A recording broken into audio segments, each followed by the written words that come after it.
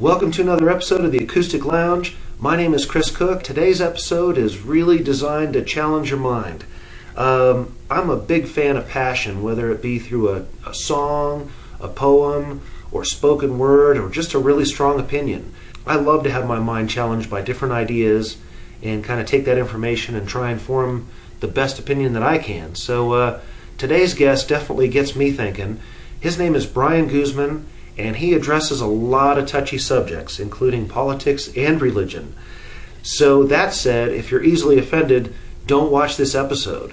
However, Bryan's got a lot of cool things to say, and whether you agree with him or not, you'll definitely feel his passion, man. The guy is amazing. So here's a couple of his performance pieces caught live, and there's an interview afterwards. So I hope you enjoy it, and here's Bryan Guzman. Alright, next up on this fabulous microphone stand is a good poet named Mr. Bryan Guzman. Yeah. So get ready for government conspiracy, because it's gonna hit you right in your face. This piece is called Blame. It's someone's fault. Something external caused it. It's terrorists, it's capitalists, it's secret deals and secret watch lists. It's the TV, it's the internet, it's immigrants, it's the border fence, it's war, it's all the rage. It's the puppet bullshitting the world from center stage. It's taxes, it's debt, it's the lack of foresight breeding future regrets. It's life, some say it sucks, but even they can't get enough. It's death, it's fear, it's the prophets telling us the end is near. It's our possessions and everything we hold dear. It's God, it's the devil, it's our primitive communication levels. It's the guns, it's the drugs, it's way too many or not enough hugs. It's Bush, it's Obama, it's definitely Dick Cheney, it's the ex-girlfriend, she's really hot but way too fucking flaky. It's women, it's men, it's poor, broken, lonely, it's us against them. It's reality, it's a dream, it's not at all what it seems. It's credit cards with astronomical fees, it's the Democrats, it's the Republicans, it's the CEOs, the bonuses, the congressmen. It's the one fucking brain cell between all of them. It's institutionalized corruption. It's the way the system functions. It's you and me. Look around you, it's everything, it's everyone you see. It's the name of the game, it's change you can believe, even though it stays the same. It's bitter, bitter, and it's the end, and we all share the blame. Yeah!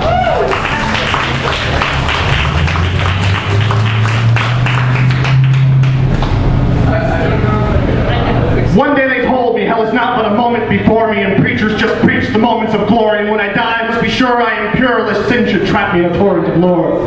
But it's a faith of the faithless, one to which they mourn, leaving me hollow and helpless and torn. And it is I who must fight to keep my own light, lest the devil below me should take out my sight, and the pain and the torment won't give for a moment. The preacher waves fingers as he tells me he saw it. And the spite is in vain as it all stays the same, and the blood on my hands will drive me insane. And all this destruction, they say, serves a function, but it only brings us to a proverbial junction where we decide what is right, to have peace or to fight. But that preacher still lingers, waving his fingers, and I know all too well heaven is much further than hell, and to the gods of the bullet our souls we will sell.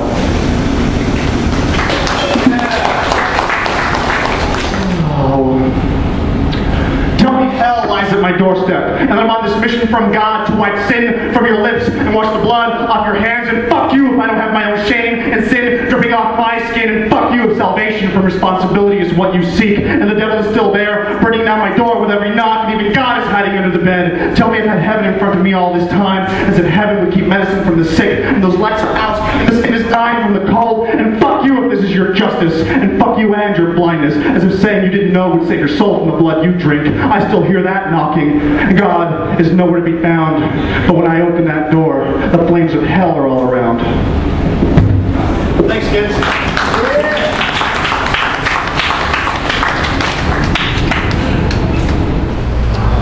My name is Bryan Guzman, and I'm a poet out of Reno, Nevada. I've been reading in Nevada for about 12 years now, both in Vegas and here in Reno.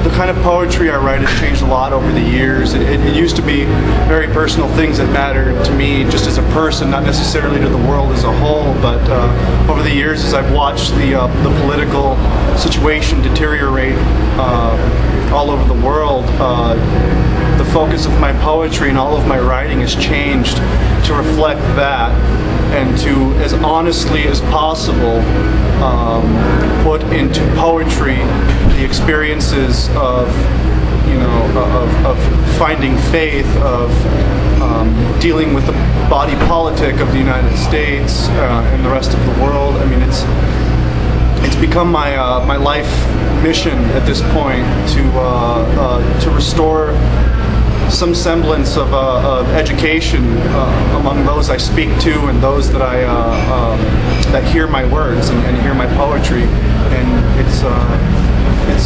it's been a calling of mine since I was a 10-year-old child living in Las Vegas, and I don't think it's ever going to stop. Cool. I noticed you kind of addressed religion when you were just doing your poetry. Yeah. You want to talk about that a little bit? Well, religion for me has been a very strange thing. My mother was always a very faithful woman, but she was never very religious. She kind of left it up to me to find out what religion and faith was really all about. And what I found out is that no faith is found in a book. Faith is not found in a synagogue, a church, or a mosque. Faith is found within you, and throughout every corner of the universe if one tries to look hard enough. And I think a lot of what has made me angry toward religion is its destructive and restrictive practices on free thought. And it is the reason why I address religion in such a strong way. Okay, would you say maybe your belief system, do you believe in a higher power, or do you just believe more in like a universal constant that everyone should tap into at some point? A little bit of both. I believe that there's a creative force in this universe. You can call it God, you can call it whatever you want, but I don't think that faith and, for instance, science are against each other. After having educated myself in the world's major religions, I have found that science and religion more often than not complement each other, and that has completely changed my perspective on what faith really means.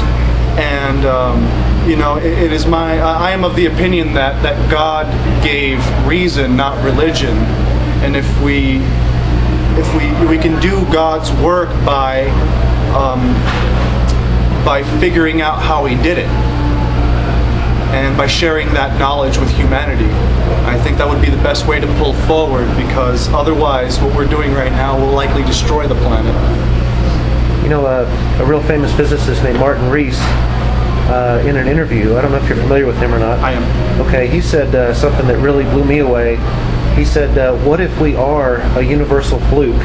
And he said, well, that means we have an immense responsibility to get along and really take this universal fluke and make the best of it, because if we are a fluke and we end up destroying each other, that's such a shameful waste. What do you agree with that? Absolutely. I absolutely 100% agree with that.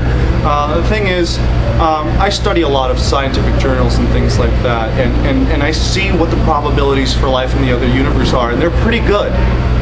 But nonetheless, whether or not there are other civilizations out there, whether or not there are those out there like us, it would be prudent of the human race to become adults, because if we are ever visited by another species, it would be very bad for us to meet them as scared, frightful children rather than thoughtful adults. And I would hate for the human race to destroy itself before we had that chance. That's great, man. Hey, thanks a lot for your time, man. Not a problem. Appreciate it.